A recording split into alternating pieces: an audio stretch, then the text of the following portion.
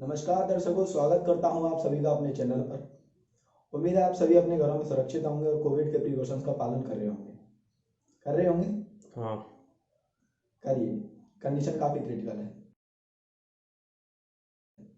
तो चलिए बात कर लेते हैं आज की वीडियो के विषय पर।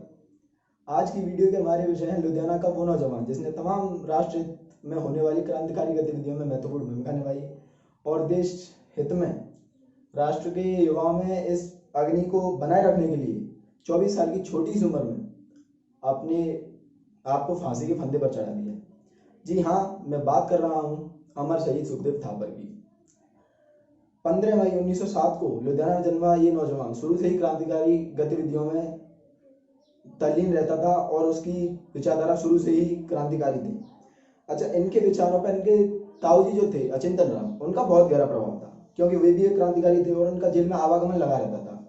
तो वे भी अपने ताऊजी से कुछ ना कुछ सीखते थे और इसी प्रकार की गतिविधियों में तल्लीन रहना चाहते थे। अच्छा, उनकी विचारधारा का पता आप इसी बात से लगा सकते हैं कि जब वो स्कूली जीवन में थे, यानी स्कूल में जब अध्ययन कर रहे थे, तो स्कूली जीवन में ही उन्होंने अपने एक अंग्रेज अध्यापक को ग्रीटिंग्स देने से मना कर दिया था। ग्रीटिंग्स जैसे नमस्ते, गुड मॉर्निंग, ये देने से मना कर दिया था। हालांकि इसके लिए उन्हें काफी प्रताड़ित भी किया गया था, लेकिन उन पर क्या फर्क पड़ने वाला था। ये तर्कमान प्रकृति के होने के कारण काफी कुशाग्र बुद्धि के थे। 1922 ईस्वी में इन्होंने अपना स्कूली जीवन समाप्त करके नेशनल कॉलेज में एडमिशन ले लिया। चलिए नेशनल कॉलेज के बारे में जानते हैं। जब सन 1920 में जब गांधी ने असहयोग आंदोलन चलाया, तो इसे एक विकराल रूप देने के लिए भारतीय समस्त जनता, काफी जनता और तमाम क्रांतिकारियों ने इसमें बहुत बड़ी महत्वपूर्ण भूमिका निभाई थी। बच्चों ने अपने स्कूल त्याग दिए थे, युवाओं ने रोजगार त्याग दिए थे, लोगों ने विदेशी कपड़े त्याग दिए थे, लेकिन गांधी ने बिना कुछ इसके बारे में सोचे समझे कि युवा बेरोजगार हो जाएंगे, बच्चे अशिक्षित हो जाएंगे, उन्होंने असहयोग आंदोलन वापस ले लिया। इसका परिणाम क्या हुआ? युवा बेरोजगार हो गए, बच्चे अशिक्षा की ओर जाने लगे।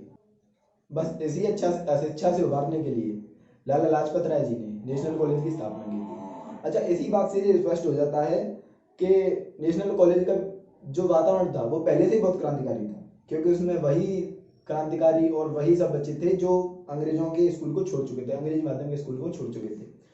अच्छा, इनमें पहले से क्रांतिकारी सोच पहले से ही जागृत हो चुकी थी। यही वो कॉलेज था जिसकी कैंटीन पर बैठकर ये देश को आजाद कराने की नीतियों पर बहस किया करते थे।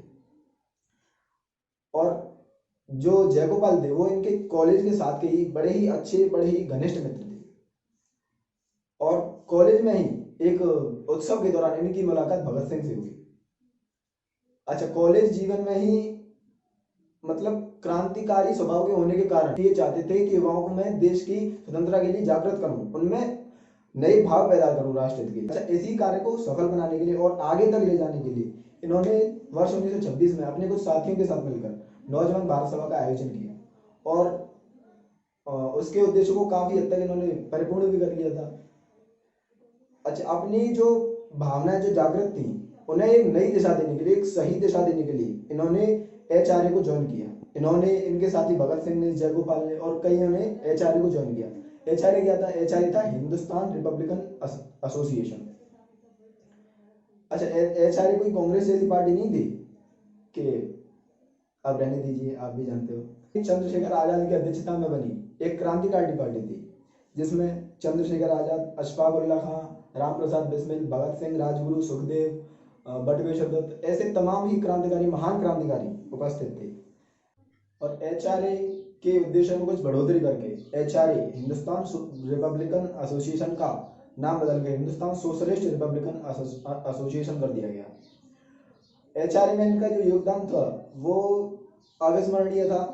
इन्होंने, इनके योगदान को देखकर एचआरए ने इन्हें पंजाब यूनिट का हेड बना दिया। इनके कामों में एक मुख्य काम था सैंडर्स मर्डर का।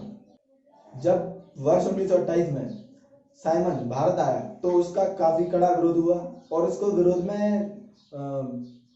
लाला लाजपत राय जी के नेतृत्व में एक भीड़ गई और वहां पर नारेबाजी की गई। इस नारेबाजी को देखकर और विरोध को देखकर वहां पर उपस्थित पुलिस अधिकारी स्कॉट ने भीड़ पर लाठीचार्ज करने का आदेश दे दिया।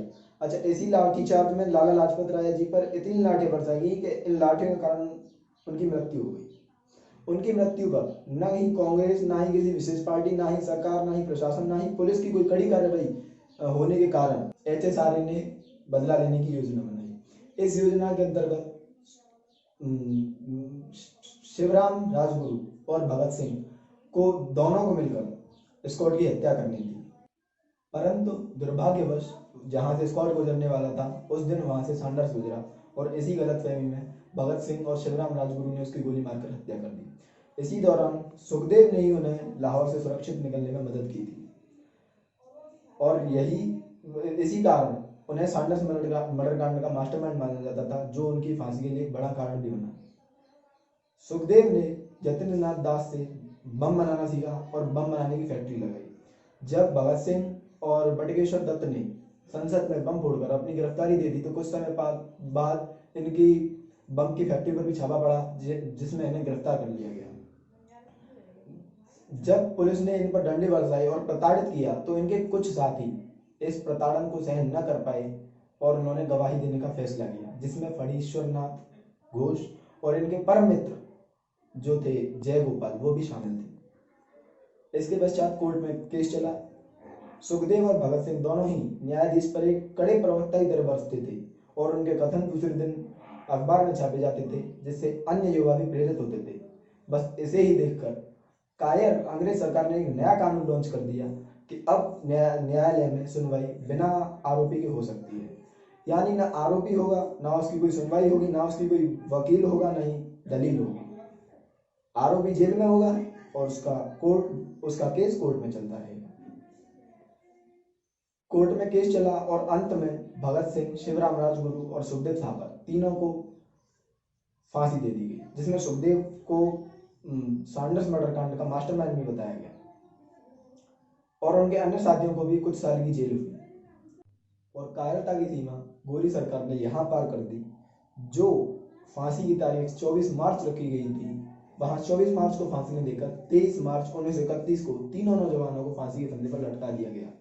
और इतना ही नहीं, मृत्यु के पश्चात उनके शवों को सतलज नदी के किनारे ले जाया गया, जहां उनके शवों को बिना किसी को सूचना दिए जला दिया गया, टुकड़े कर दिए गए और सतलज नदी में फेंक दिया गया, जिससे कि देश में यह सब देखकर दंगे न हो, फसाद न हो। और इसी के साथ हमने 3 बड़े क्रांतिकारियों जो राष्ट्र को पूरी तरह से बदलना चाहते थे, समस्त व्यवस्था को बदलना चाहते थे, उनको खो दिया।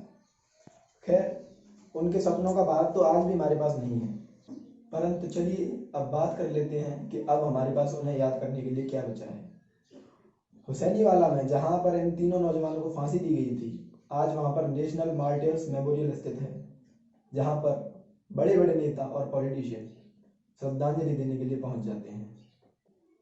सुखदेव थापर के नाम पर डीयू के एक बड़े बिजनेस कॉलेज का नाम 1987 में बदलकर शहीद Sukhdev college of business studies रख दिया गया। अच्छा, अब यदि आप इनकी विचारधारा को और गहराई से जानना चाहते हैं तो आप एक मूवी भी प्रेफर कर सकते हैं, जो कि है the legend of Bhagat Singh. उसका लिंक मैं डिस्क्रिप्शन बॉक्स में डाल दूंगा, जाके चेक कर सकते हो। तो चलिए, इसके साथ ही हम आज की वीडियो को समाप्त करते हैं। मिलते हैं आपसे एक नई वीडियो में, जब के लिए जय हिंद, राम राम।